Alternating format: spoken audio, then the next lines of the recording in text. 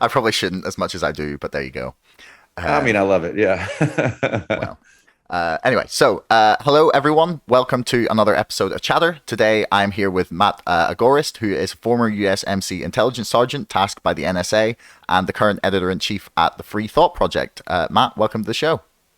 Hey, thanks for having me, man. Appreciate it. Not a problem. It's a pleasure to get to chat to you. I've been following the Free Thought Project. That's quite a tongue twister. Um, for a little bit of time now, and really enjoy the journalism, and you guys actually cover things that are actually happening in the world, and this is increasingly difficult to find outlets that do that. So thanks a lot for doing that, man. Well, thank you, man. I appreciate that. Yeah, we can't rely on the sources within the media like we used to. Everybody's kind of moving to Substack and doing their independent thing because they're just getting driven out of these once mainstream sources. Yeah. So when you tell people a little bit about the Free Thought Project and like how you first got involved with it.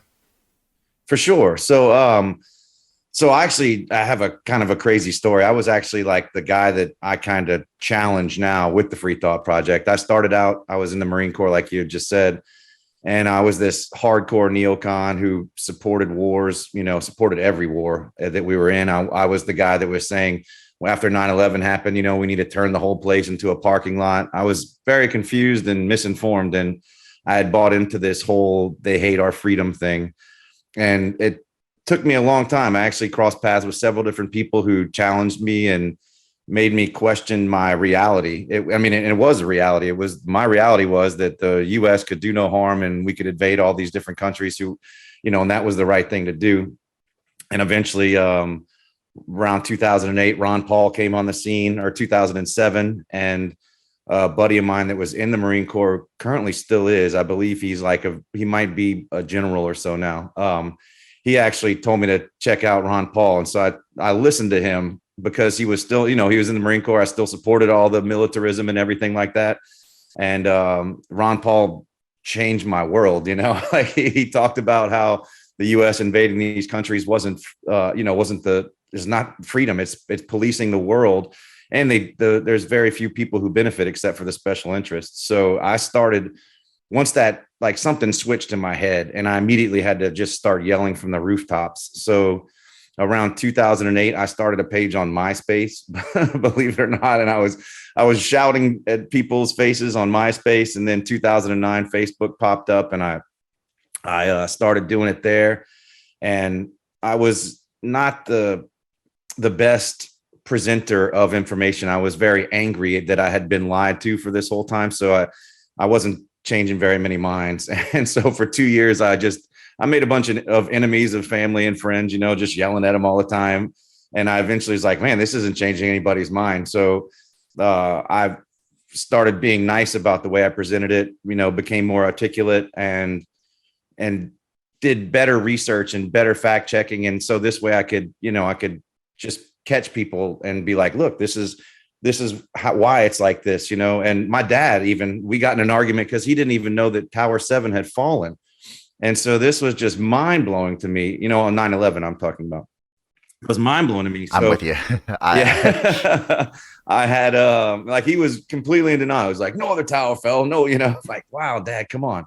But so I started some Facebook pages to promote voluntarism, and I did it like without being an asshole, and then on these pages, I met a person who owns a news media website, and my co-founder in the Free Thought Project, Jason Bassler, was working for him. And so we met through this mutual employer who hired me on to write and edit articles and such. And it ended on bad terms. He kind of like stiffed us and didn't pay us. And that's why I'm not going to mention his name or anything like that. But so Jason and I were like, we're left homeless for a minute, and we were like, let's start our own. So we thought for months and months about the name, and we finally came up with the Free Thought Project, and we went online in October of 2013. And it's been a crazy ride ever since, man. Like, we quickly blew up. We were in the top 500 Alexa ranked websites in the world. I think we were ranked 411th or 412th within just 12 months of coming online. We clearly demonstrated that there was a void in the market for this type of information. there's very few people that come at police accountability from a libertarian perspective, and that's what we mainly started out in, was police accountability. Most of it is this leftist police agenda, like where there's very few solutions offered. It's just basically yelling, shut down the police, defund the police, everything like this. And we're all for, defund the police. We should have competition for police. There shouldn't be a monopoly on police power and a security force in this country. But no one talks about all that. So we found ourselves, resonating with millions, literally millions of people every day. And we were reaching somewhere between 50 and 80,000, or not 80,000, 50 and 80 million people per day on all of our platforms. Whoa. And we quickly grew to around 6-7 million fans on all these different platforms. And then one day in 2018, we were wiped off the face of the internet. All 6 million viewers or fans and followers gone on both Twitter and Facebook within hours of each other. We completely wiped us off the internet. And we got actually got a hit on YouTube as well that day, showing that it was kind of like a coordinated attack against the Free Thought Project. It was national news at the time, if you remember. I think it was like a tornado whenever that happened. I was actually on the way out to my cabin with my son, and I ended up having a live stream from the cabin the whole time. It just because everybody wanted to interview. Anyway, I'm rambling. But ever since then, we've been fighting the censorship. We came right back online just days later, and we just, every time they knock us out, we start back up, and we're trying to be that media apparatus that is kind of lacking right now out there. It's they have some, don't get me wrong, we have some great people out there doing some really good work, but as far as like a daily news site goes, from this free market libertarian mindset, we don't really have it. We have Reason Magazine and like the Cato Institute, but they don't really pick up on like the daily news and kind of, they don't report so much on that. They do a little bit of different type of reporting, but there's still nobody out there doing police accountability from this standpoint. And so that's what we're doing right now. And it's like I said, it's an uphill battle, and the censorship is constant. We're constantly getting erroneous fact checks on Facebook and everywhere, and like that aren't true. Like they say that this information they can't say that it's false anymore because it's verifiably true with all these different things. So every time we get one of these fact checks, it's claimed to be misleading because they don't like the spin, like from our freedom-minded angles that we put on all the news. They say that it's misleading, so we get fact checked all the time, but we're presenting real information and factual information. It's a crazy world out there right now, man. Yeah, I mean, I think that's probably the understatement of the century. It's wild out there at the minute. I've had some people on talking to me about real scary things at Google. I had Robert Epstein talking about the ways in which Google have the ability to sway entire swathes of the population just based on either getting blacklisted on their search rankings, or even just the way where you appear in them, or whether you appear at all, and just the amount of power that has in changing people's minds. So we are in a scary time. It's and just speaking of Google, like their search ranking engines, like they can manipulate entire swaths of millions and millions of people, or billions of people, like just to put it in perspective. So like in 2015, 2016, we were doing more traffic through Google, just organic Google searches, than we do now in an entire month of all traffic sources. So that's how much it's wow. Yeah. So it's gone down that much. Yes, it's gone down by 99%. We'll do in a day. I mean, what we used to do in a day, we do all month long now. It's it's pretty depressing. And can you see, like, have you looked at trends, like Google Trends, or like how many people are searching for the Free Thought Project? Or was it more that like your articles were coming up when people were searching for just news about certain things, and now they've just like de-ranked you when people are searching for things that aren't maybe specifically the Free Thought Project? Right. I think they first off they removed our news ranking, so we no longer show up in news results because we're considered like opinion editorial. But there's still so many other media outlets out there that show up in news rankings, like Raw Story, for instance. That's they're in the news section, and I don't understand how they can be in there and we can't. But yeah, so they've completely turned down the dial on our search engine results, and like so we get way more people from DuckDuckGo now. Even Bing we get more people from than we get on Google. Mm.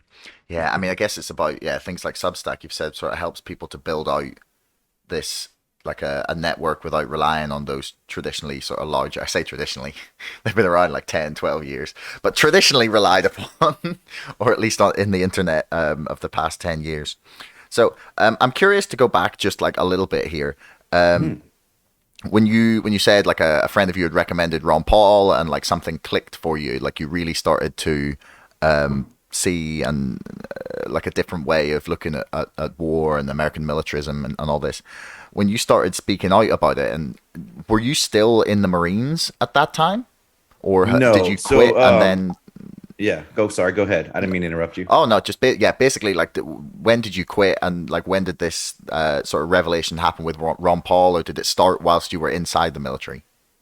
No, so I wasn't still in the military when all that happened. I got out of the military just before 9/11, like weeks before 9/11 happened, or actually months, sorry, not weeks, and they tried to call me back in.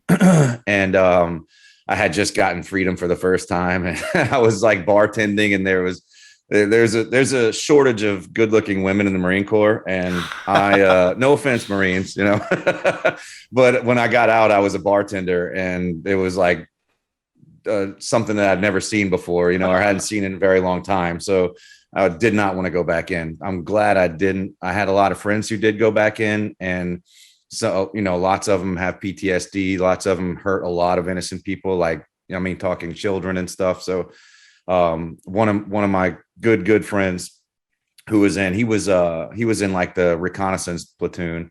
I was in intelligence in the Marine Corps, and what we did was we spied on people by sneaking up close to them and setting up radios and antennas next to wherever they are, and we could intercept their communications. My job title was literally communication intercept operator, and the NSA would tell us what to, who to go to, who to listen to, and so we got to grow beards and long hair and stuff, so we couldn't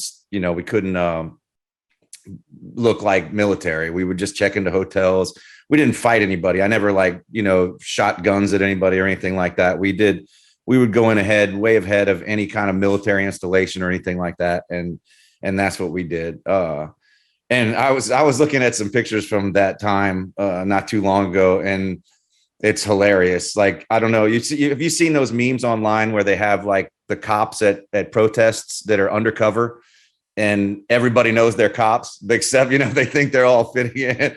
That's exactly what I looked like. That's exactly what we all looked like. I'm like, we weren't fooling anybody, even though we had beards and long hair and we weren't in our camouflage uniforms and stuff, but like we still stood out like a sore thumb. Like, oh my God, dude, I can't believe I thought I was this like high speed, intelligence spy at the time. But yeah, so luckily I didn't go back in.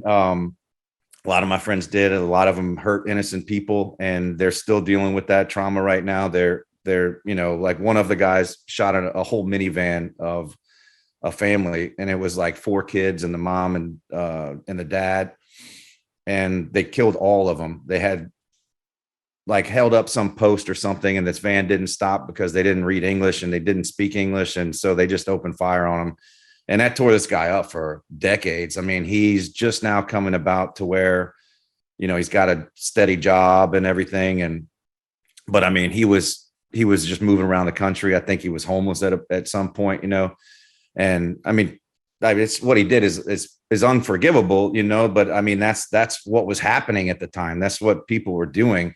And when he told me that, like, that was another step in my awakening process. When he told me that, I was like, dude, that they should have stopped, you know? And he's like, yeah, but they, you know, I shouldn't even have been there. I'm like, yeah, man, you're protecting freedom, you know? And he's like, no, no, we weren't. And he was really good friends with this other guy that made it to, that he was like either a colonel or maybe a brigadier general right now. But yeah, those two people played a key role in waking me up. You know, whenever this guy's telling me that he did some bad stuff over there, it was weird to hear that. You know, I thought the U.S. could do no harm and we couldn't do anything like that. So that it all just started to weigh down on me. I'm like, man, this isn't right. This isn't what I thought everything was. And then Smedley Butler. As a Marine, you learn a lot about Smedley Butler because he was he was a general, and he was like the only person to ever win the Medal of Honor twice. So you learn a whole bunch about him, except for what he did when he got out. And I started reading. I actually read one of his speeches that he gave. It's about it's a short essay, maybe 40 pages, called "War is a Racket." And in there, he details his time about how he was just basically a strong arm for special interests that the U.S. sent around the country. I mean, the world, you know, just to enrich just a handful of people. And when I saw that too, was Smedley Butler, this guy that we've been idolizing for years in the Marine Corps, actually devoted the rest of his life after getting out of the Marine Corps to talking shit about it, you know, to actually waking people up to the horrors of war and who is behind these wars and who profits from them and why they happen. And seeing that's just, it shook me out of my stupor as well. I mean, it wasn't like this overnight thing. This is like a long process. I kind of went to the Zeitgeist movement for a little while. I was trying to find my place, you know, and the Zeitgeist movement kind of like was a little bit too socialist. I had my friends here challenge me on that and like just moved me into this voluntarism arena. And that's kind of where I haven't been able to challenge or haven't been able to defeat that logically yet. So I keep challenging it and it holds up. So until I can actually defeat it, then, you know, I'll be here for a while. Yeah.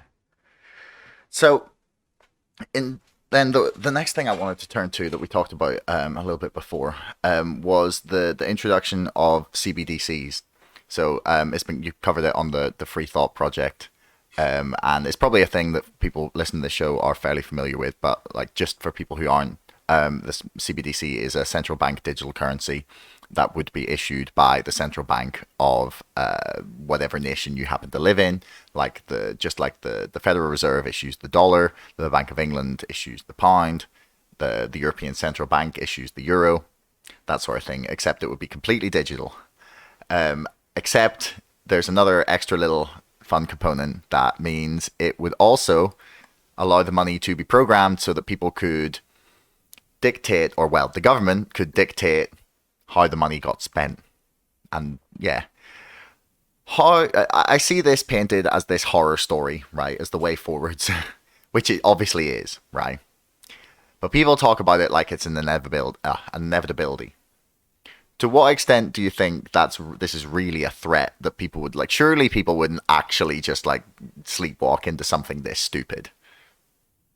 Well, it looks like we have been for several years now. A central bank digital currency was a conspiracy theory 4 or 5 years ago, maybe a little longer than that. But like digital currencies with government run were basically what we were warning everybody about back then. And now, you know, like we have countries across the planet all with their central banks pushing for these. In the U.S., we had the Office of Financial Research, who just put out a paper recommending central bank digital currencies as a means of preventing bank runs. Like this is what they're planning, because I guess they suspect that bank runs might happen in the near future. So they put out a working paper in July of this year talking about how beneficial a CBDC would be because it could prevent the bank run because they could just turn the money off.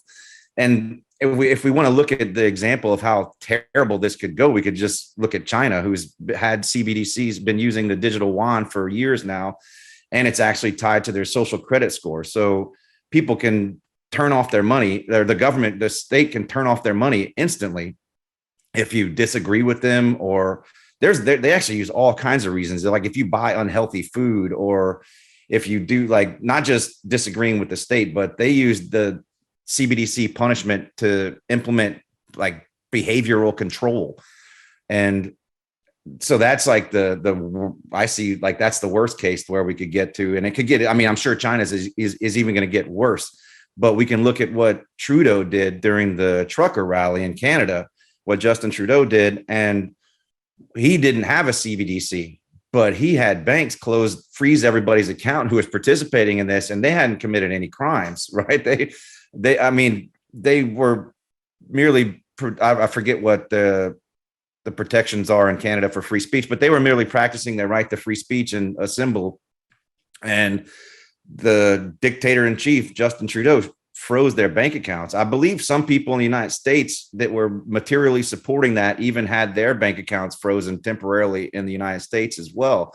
So that right there is a prime example of why we should not have anything like that. I mean, the government's ability to be able to turn off your ability to purchase things and survive is really scary. And I think everybody needs to stand against this right now. It just, like you said, it sounds so crazy. Like, no one's like, no, we're not going to sleepwalk into this, but we are. Like, the White House this week just put out, or maybe it was last week, just put out a statement about how there's too many risks associated with the free market digital currencies like Bitcoin, but their state-controlled CBDCs come with plenty of benefits and the backing of the Federal Reserve. And so this is happening. This is not something that, like, that we're warning about now. This is in action. We have the Federal Reserve talking about it. We have the U.S. Department of Treasury is doing working papers or committing to writing working papers on this. This is unfolding, and it's pretty scary, man. Like, if now is the time to start getting into Bitcoin and getting into or other cryptocurrencies that are more private, or that you can hedge against this, what I think is, unless something very dramatic happens, is coming within the next year or two. Ooh, that's quite a prediction. I really hope it's not. It's ramping up so quickly. I mean, there's over like 36 countries already who have done it. We're already advocating for it. Like, this is going fast. Like, that working paper came out in July, and here on Friday or Thursday of last week, we had the White House, putting out greasing the skids to roll this program out. And I guarantee you it's already ready. They're just implementing it slowly, like the frog in the boiling water. And it's just going to spring up on us one day, and it's not going to replace the paper money at first. They're going to have to just keep squeezing us out. They're going to have to tie terrorism to cash some more, and drugs and all this. And then they'll like slowly start to squeeze that out. And more people will be like, okay, let's take the CBDCs, but so it's not going to happen overnight, but in 2 years, I guarantee you that you can mark my words that CBDCs will probably be in circulation in the United States. That is that is a horrifying prospect. I mean, if not in all the West, like you too. I don't think. Yeah, no, I know, there. but I don't think we're fucking safe. Do you know what the problem is? Right, the biggest problem is that, like, Fed coin, or whatever it ends up being, sounds awful, right? Ours is apparently going to be called Britcoin, which is amazing. That sounds great. Like. So, you'll get the anti-euro folks on board with it. Exactly. They're like, oh, we don't have to be in the euro anymore. We can go back to sovereign money. Yeah. Well, no, we never took the euro. Actually, we've been on we've been sterling the entire time, because the British government didn't want to take the euro. Right, but it's accepted in Britain, right? I mean, not really. I mean, you could change it, but you can't really use it here. I mean, there's occasionally a shop that might take it, but not really. I'm showing my ignorance, man. I apologize for that. I thought it was completely accepted in the UK. No. I mean, there's some places in Northern Ireland that'll take it because it's right across the border. The Republic of Ireland has the euro, but no, in England they don't. Unless someone might correct me here, but I've never seen a shop that would take it. But yeah, I wanted to just query something you'd said there about China having already got a CBDC.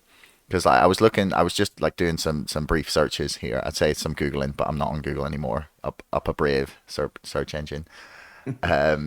But they said that they're doing just trials of this at the minute, trials of Right. CBDCs. So do you mean that that's now rolled out to the whole of China? Or do you mean that like they're able to exercise control over people's bank accounts in the same way that they would do with a CBDC? Right. In the trial run, the people that are on the CBDCs that's what they've been doing. That's what we've been seeing is these isolated examples of them freezing their money or punishing them temporarily for purchasing different kinds of groceries and or unhealthy groceries or speaking out. So yeah, that's what I'm saying is going to happen here in a few years is they're going to slowly trickle it into society, make it voluntary at first, and then eventually you'll have no choice. And eventually the Chinese won't have a choice in the matter. Yeah, it says here trials of the country. This is about China. It says trials of the country's central bank digital currency have been taking place over the past 2 years. Oh wow, okay. And they've been generally citywide and taking the form of lotteries. Oh, lotteries! They make it sound like a great thing to win. Oh, yay! 140 million people had opened CNY wallets. Wow, 140 million. That's a pretty big Yeah, uptake. that's a big trial. Yeah, It's half the population of this country. So, and yeah. almost twice of the UK. So yeah, they've rolled it out. And if you see what Canada's been saying, they've been preparing for this whole thing too. I forget. They're rolling out this with the digital ID as well. There was a video on Twitter. I'm trying to remember who it was that it was a Canadian like central bank authority had put this video out urging everybody or telling everybody about the amazing benefits to digital IDs and central bank digital currencies and how it'll help deter criminals and like reduce inflation, all these benefits. But a criminal is anybody that says or the state says is breaking a law. And as we know, there's a lot of laws that don't have any victims. So you could be considered a criminal at any point, and just because the state says so, and then boom, your money's frozen. And most people don't even protest that. If they make something illegal, the people are like, oh, you shouldn't have broke the law. Yeah. Yeah, that's a concerning trend, isn't it? It's like, well, Yeah. Neil Parmenter, that's the guy. He's the CEO of the Canadian Bankers Association. He's the one that came out with that creepy video. And at the end of it, I believe he said something like, and the World Economic Forum agrees. So it's like, this is all tied into these revolutionary global elite who are implementing their will with no democracy, no voting, nothing like that at all. It's pretty crazy that we're just watching this. Oh yeah, and no one really cares. I find the video. I've definitely just blasted people with the sound from it while I was recording there. But it says Canada is on the. It's this guy talking. It says Canada is on the cusp of a revolutionary innovation that will transform the way Canadians identify themselves and protect their identity. Digital ID. Yeah, you see, it's done all of us are living in a digital world, and we're tethered to an analog mode of how we identify ourselves. Memorizing countless online passports, carrying government-issued licenses, plastic cards, and more. Geez, this thing sounds like a great idea, man. Like, I don't know what you mean. I can just have one device. And all on your phone. All on my phone. And better yet, then they could just like tattoo it on me or give me like a little chip. And then that would be lovely, right? Yeah, and we have them talking about that too. Yeah, we do. There's some creepy ass videos of incredibly. Klaus Schwab talks about it openly about microchipping human beings so we can track them more efficiently, and it's crazy, man. I mean, Alex Borla, the CEO of Pfizer, several years back was talking about microchipping pills so you can force compliance with taking the pharmaceuticals that you get prescribed.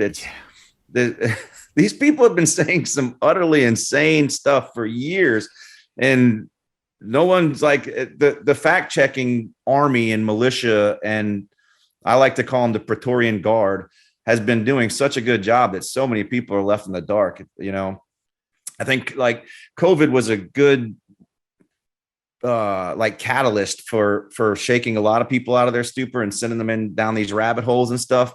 But unfortunately, there was so much misinformation out there with this QAnon stuff and all these different conspiracy theories that aren't real. It kind of muddied the waters. And I think that was probably deliberate. But yeah, I was about to say, do you think those were psyops, like deliberate attempts to muddy the waters? Right. Q certainly looks like it was a psyop. I know they try to make it look like it was this one guy, Ron Watkins, doing the whole thing, but you don't have like General Flynn saying these things like where we go one and where we go all by this one guy, right? There's no way. And there was definitely a coordinated effort. And it seems like, that would be some kind of like COINTELPRO operation where they can just go in there and take over the people that might be waking up and feed them a bunch of gibberish. I had so many friends that got into that, and they were telling me, dude, these people are eating babies. And I'm like, yeah, well, I mean, I think they, some people might be eating babies, but it's not like that. There's a massive sex trafficking operation going on, but it's not just all the liberals, and then it's so crazy. Like it completely split people's minds in two, and it's true too, you can go to Twitter and all the left calls out the right wing pedophiles and all the right calls out only the left wing pedophiles. It's amazing, man, to watch that happen. Yeah. And it's because of things like that, like these COINTELPRO programs, I believe, that are meant to continue to keep people into these little boxes of left and right and make them easy to control. Yeah. I think there's definitely some human psychology in it though as well, that people love to be on the good team. They want to be the good guys, and the other ones, they're the evil guys. They're they're the Voldemort. They're the Hitler. The whoever the fucking villain is that we want to talk about. Like people want to be on the they want to be on the good team. They want to be fighting with Harry and all the wizards and against like the evil dudes. The people like to win. But like this kind of brings me to like something I was wondering about with the CBDCs, because like, it seems like such a horrendous idea, right? Like such a horrendous idea that you would like to hope that what little credibility still exists within journalism would mean that enough people would get, like, you would see like pieces on it, like about by like NPR or PBS or in the UK like the BBC Panorama or something like you'd expect someone to be going, hey guys, this is a horrible, horrible idea, and here's why. Someone in the mainstream, right? But you don't. Like, and maybe it's because like a lot of people haven't even realized that this is coming. And I get the feeling that's probably a fair portion, especially given how out of touch some of the like, gods, the normies. No, but I mean even like the mainstream journalists, like even well qualified and like good ones. It's just like, this is it to people who look at this a lot. It seems like a huge thing, but if you mention CBDC to most of these people, I'd say they would just say, I have no idea what you're talking about. So like, do you think that this is like just ignorance and just like humans doing what they do and stumble blindly into problems and bounce off things until we somehow come out the other side? Or is it like, is there like an active attempt to not discuss this or not explain it? Well, there's certainly, like you just said, that there's a lack of reporting on it in any media outlet whatsoever. It seems like it's a taboo subject to touch on, or maybe too technical for some people to even think about. But when you're talking about everybody's money, that's like a serious subject. You'd think it would be completely newsworthy and you would see a lot of people talking about it. But if you put on a tinfoil hat for a moment, you can see that the Council on Foreign Relations and the Atlantic Council have both been pushing the central bank digital currencies for a while now.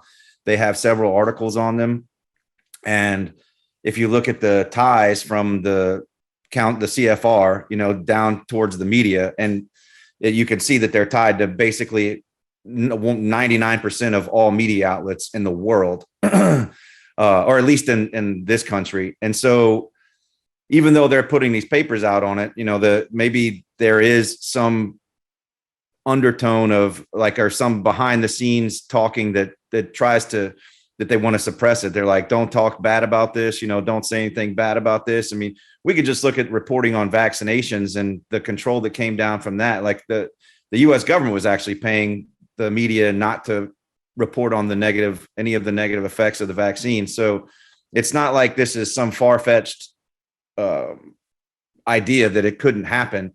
But I mean, if we look at the ties that just back to the CFR, for example, we're talking about media execs and people, even broadcasters, like people that are on TV. So it wouldn't surprise me if this was being deliberately suppressed. But again, like you said, it might be just people have become complacent. They don't really care anymore. And they're like, oh, that'll never happen. And we're just all frogs in the water, and as it's boiling, it's going to be too late. I fear that might be what happens, man.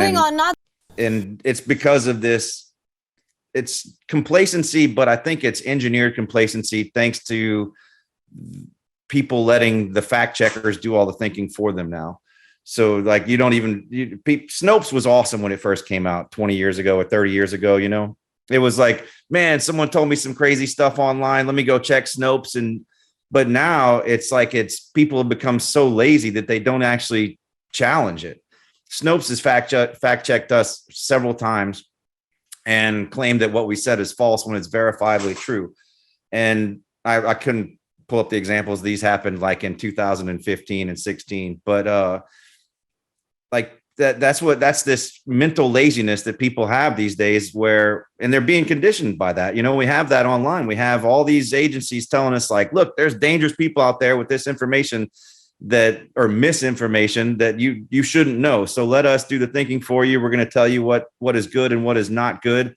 And so most people aren't even exposed to this. And so it might maybe even some of these mainstream outlets are scared of being hit with a fact check by these, but for reporting on a CBDC, they might think that like, this sounds like some tinfoil hat stuff, but in reality, it's not. In reality, the government themselves are the ones saying all this and talking about that they're the ones rolling this out. So it's like I said, it's complete speculation as to why these media outlets aren't reporting on it. Even people in the alternative media really have kind of not talked about it. A few of my friends in the industry have, but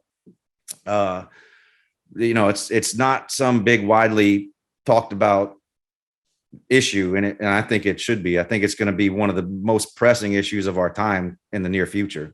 Yeah, I really think it will be. And there's a fair point, actually. You don't really hear, well, I don't know, some people are starting to discuss it. I see it's discussed on Tim Pool, like a reasonable amount. Luke Rudkowski brings it up. So that's like a pretty popular show that covers it a fair bit, thanks to Luke. Yeah, for sure. But again, like, so Luke is, he's a friend of mine. He's tied in with that conspiracy realm. And like I'm not saying he is tied in with it. I'm saying he's spun by the Praetorian Guard as a tinfoil hat wearing conspiracy theorist. And they do the same thing with Tim Pool. They call him alt-right. So which is automatically the most any of that information. Like, what's that? Tim Pool is like the most milquetoast centrist like on the planet. I know, for real. I think he even wants like universal basic income, So that's hardly alt-right. But then again, everything you hate is the other party. Yeah, it really becomes like that, doesn't it? It's like, to what extent do you think that's like the to what extent do you think the polarization is manufactured? Because I was talking about this to someone the other day about how it's swung back and forth in history a lot. Like, why is it necessarily social media that's made things so much worse?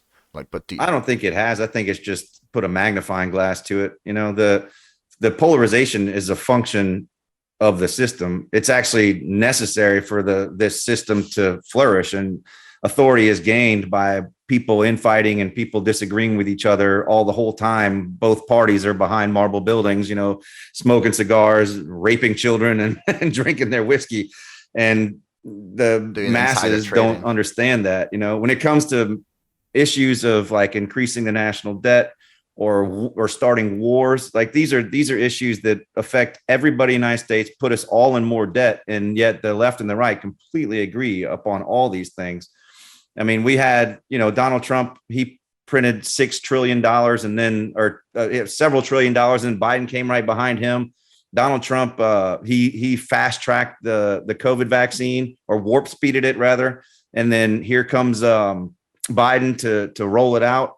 And yet in public, they're all hating each other. But behind the scenes, if you go look at opensecrets.com, you can see that the top two recipients in 2020 for pharmaceutical, namely vaccine donations or lobbying money, were both Donald Trump and Joe Biden. And this is open information, but people are so tied to their tribe that they can't see this. And if you try to point that out, like anytime, it's hilarious. Anytime I criticize Joe Biden on Twitter, I get accused of being this pro-Trump MAGA idiot, or vice versa. If I say something about Donald Trump, like calling for the removal of due process, like he did in 2018, I get accused of being this libtard. It reminds me of this quote that I actually posted this quote this morning on Twitter from H.L. Mencken. And it said, under democracy, one party always devotes its chief energies to trying to prove that the other party is unfit to rule. Both commonly succeed, and both are right. Oh, that's brilliant. I mean, it really is. And that, like I said, it's a function of the system. Without it, the system would collapse, because you couldn't have anybody to blame. They'd have to point their fingers at themselves. But this way they can point fingers at, the other party. And it's a shame that people can't see past that. Yeah, I mean, hopefully more and more people are. I like to think that. I'm going to be really, really curious as to like what exactly happens in the next 2 years or so, because 2024, I believe the UK we have our next election, and then obviously you've got the 2024 presidential election, and I can't see. Well, I mean, I totally can, but I want to see people like reject the two-party system in some way. And I'm really curious as to whether something or someone on either side of the Atlantic is gonna like capture the imagination of enough people to just be like, fuck it, let this guy, like, how much worse could it get? Like, how bad a job could they possibly do? Like, do you remember the what happened with Brett Weinstein's Unity 2020 campaign? They just got banned from Twitter. They just right. Like the Taliban. For what? The Taliban is fine. Posting. But a guy suggesting you should exit the two-party system is just like, no. Right. And he tried to bring people together. I forgot the name of that movement, but it was it was literally like there's another option or something like that. It was there was no hate speech or anything like that. Yeah. And it's incredible. But there is some momentum to bring back like a third party into it. But I mean, there needs to be far more than just three parties. The consistently disappointing Andrew Yang is an advocate for the third parties, but every time it comes down to the wire, he just goes back and supports the establishment candidate, which is pretty crazy. But Larry Sharp, he's running for governor of New York, and we had him on our podcast not too long ago, and he's spearheading this third party movement. And it's largely the libertarians who are doing this, and the Green Party too, they get it. They should get a little credit for that too. But every time it comes down to the wire and they get a chance to go into the debate, they're just shunned out. When Ross Perot in 1986 took like 17% of the vote from Bush, like that was a big deal. And so they made sure with the Federal Election Commission that they couldn't have that happen again. So they've put in all these checks that disallow third parties from coming in there, because they know that if we have more options and people have a wider array of subjects to talk about other than abortion, gun rights, and like just the few handful of hot button topics that the establishment likes to keep just throwing at us to keep us divided, if we have a broader, more peaceful discourse and people can actually start thinking for themselves, then that's a death blow to this current two-party paradigm. And you can't control people that actually think for themselves. So that's why I think that I mean, we know that it's deliberate. We can just look at all the actions taken over the years and see that it's there. Every time something happens where the two-party system is challenged, it's both parties come together and they make sure that that third party knows that they even candidates within that party who challenge, like we can look at Tulsi Gabbard or Bernie Sanders, and that they're shunned by their own party because they challenge the status quo, and even they present like this aura of third party. So they're Russian agents. I mean, not Bernie Sanders. I think Bernie Sanders is I think maybe he plays along with this. He's also a large recipient of pharmaceutical money. And so I think he like goes in there, takes a bunch of the votes, and then backs out and endorses the candidate, the mainstream candidate, which he's done like for both Clinton and Biden. So yeah, well, he definitely got screwed by them. He totally did. I mean, they shunned him out of the debates and everything. And I think there was a video back in 2015 of Hillary Clinton like openly cheating on C-SPAN, something like that, to take the votes away from Bernie. They supplied the questions to her in advance, right? For one of the debates, I believe. And and then she was phoning friends at I can't remember who it was. It might have been like NBC or MSNBC, trying to get like favorable coverage, or like them to denounce Bernie. So there was plenty going on. And then it happened again this time around too. It did. But I mean, that was even more overt. Like, though, that was more out in the open. Like, it just openly known that like Barack Obama phoned all the other candidates that weren't Joe Biden and were like, "You got to drop out, endorse Joe. Thank you, bye." It's like, you want a career in the Democratic Party? Like, you do this now. Done. Mm-hmm. Like they all did too. Even Andrew Yang towed the fucking line. The fucking bootlickers, like they all just did it.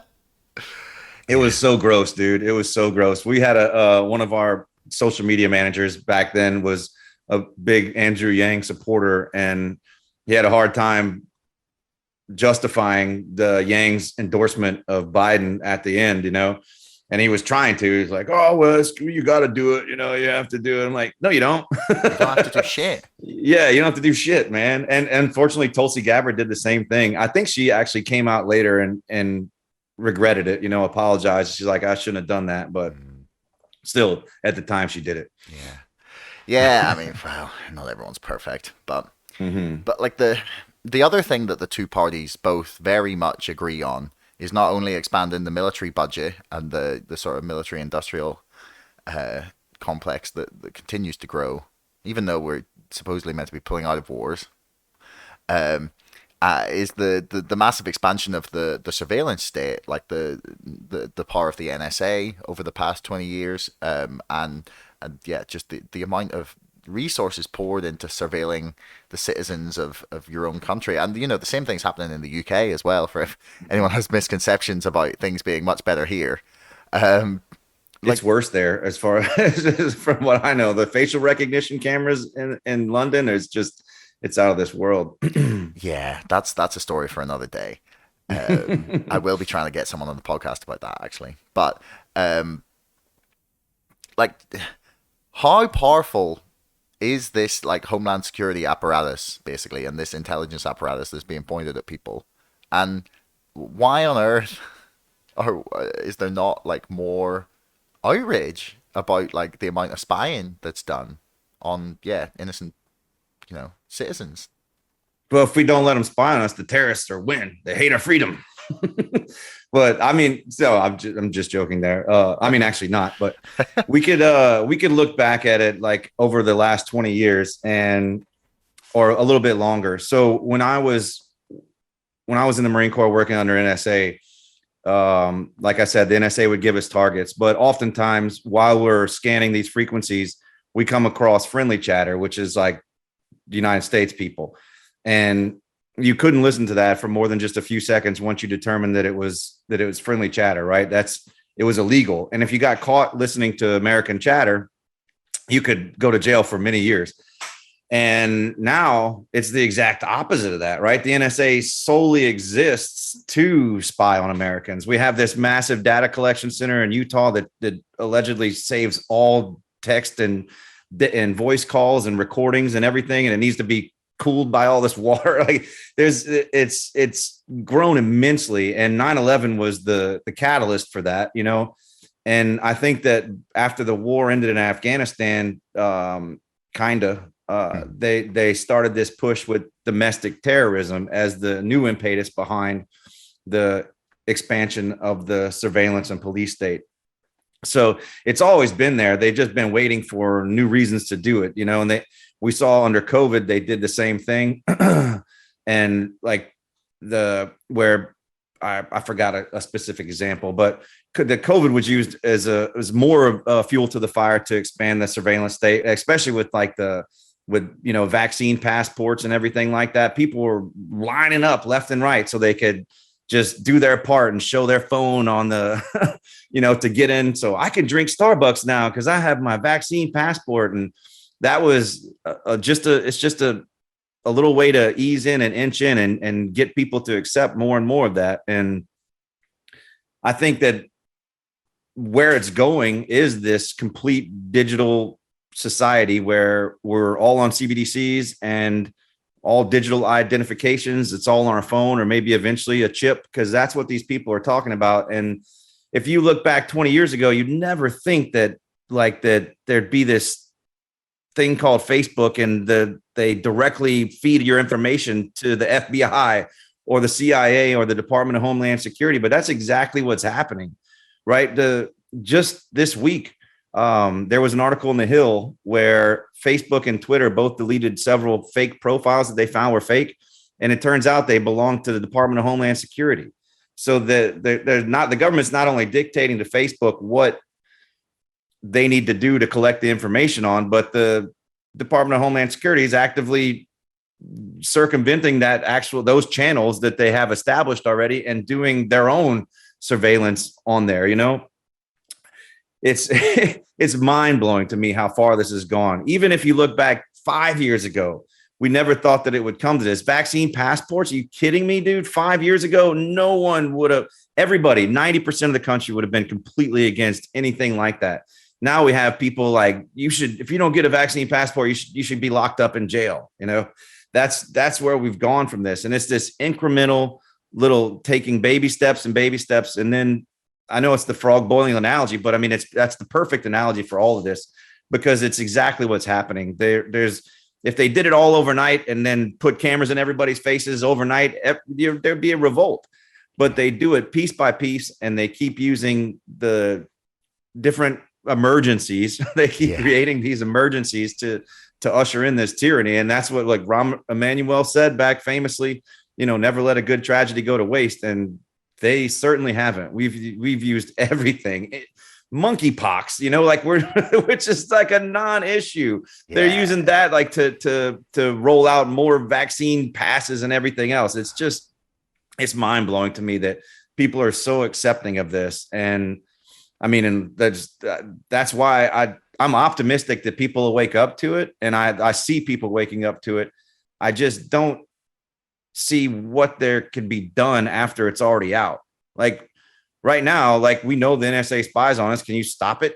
I mean, not really. You can use VPNs. You could use like those burner phones, I guess. But even then, man, like the cops have stingrays. They have all there's this entire police state apparatus that has built up largely unopposed by both the left and the right, because they use the 9/11 as the impetus, and they just switch. They're using domestic terrorism now. So they appeal to both sides to be able to implement these Orwellian tactics.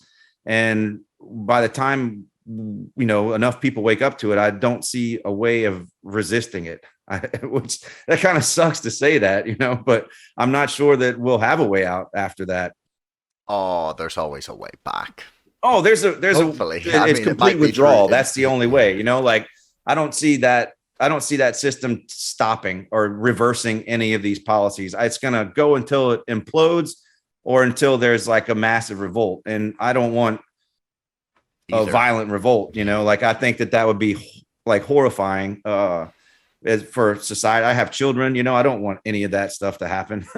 So like that, but screaming. Like I said, I mean, I just don't see a peaceful way, or even with enough people waking up, of how we're going to stop this, unless we have some kind of revolution inside the system. That's the only way. Yeah. The people screaming loudest for the revolution are also the ones that would last the least amount of time in it. Ironically. Right. Yeah, no, really. And if you look back through history, man, there's like, if you go back 20 years, right, to where, and you told people the level of surveillance that would be in their lives, they would be so unbelievably uncomfortable about that. And that's what I'm saying. If you just imagine pre 9/11, say like the government's gonna just listen to your phone all the time. Yeah, they're gonna watch everything you do. They're gonna have a camera and have the ability to look at you through that camera in your own house.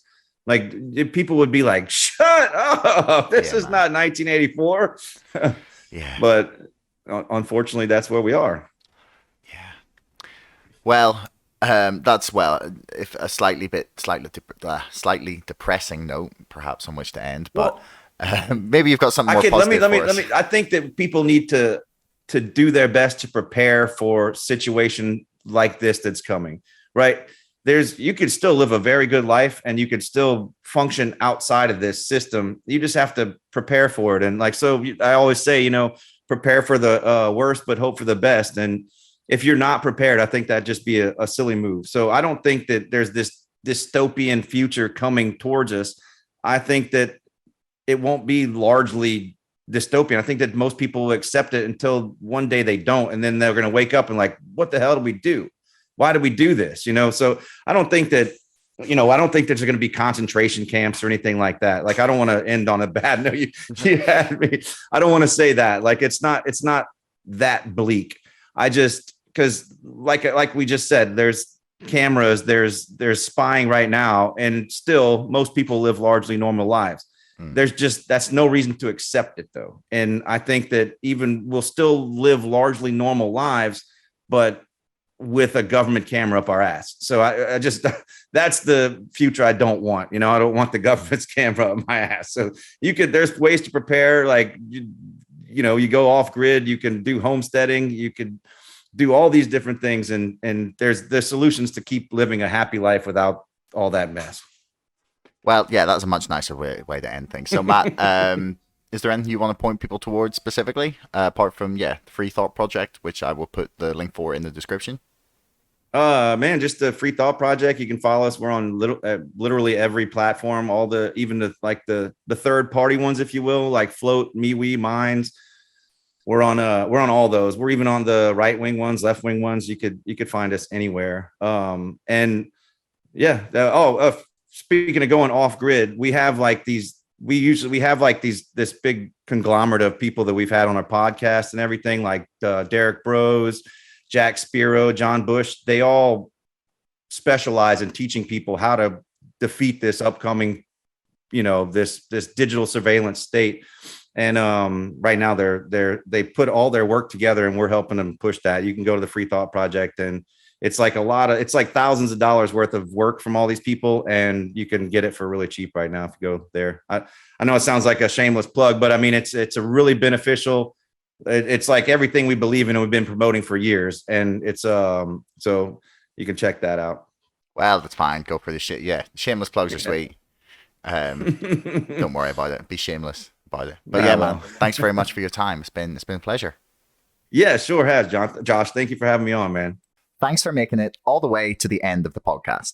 If you want to leave us a comment, that would be awesome. Please like, share, subscribe, and if you're listening on Apple, please leave us a review.